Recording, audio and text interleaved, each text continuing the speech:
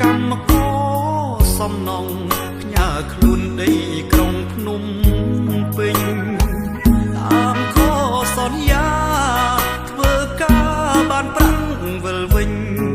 បែងដងជួបរឿងតូមនិញ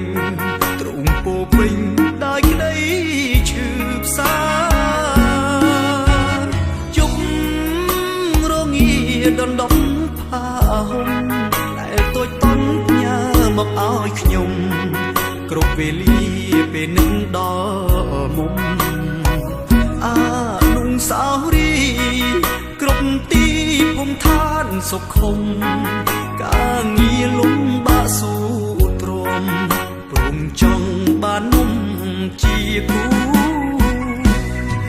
វាប្រាំងគ្មានន័យដល់ខ្ញុំទៀតទេស្នេហ៍តោកយ៉ាងលំបាកដេចក្តី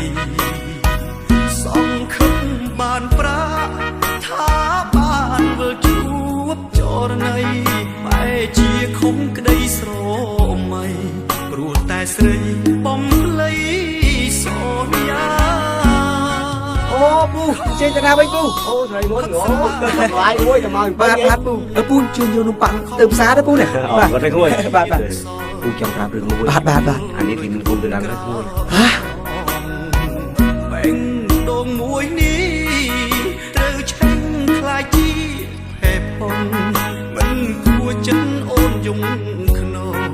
ហ៊ានក្បត់ចិត្តបង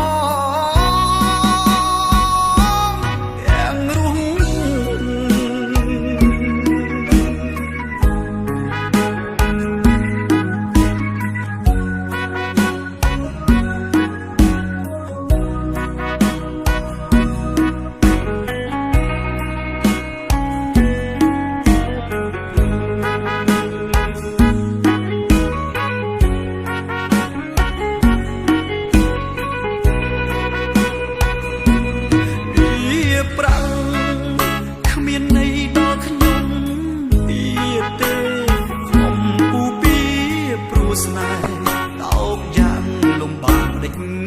តីសង្ឃឹមបានប្រាថាបានវិលជួបចរណី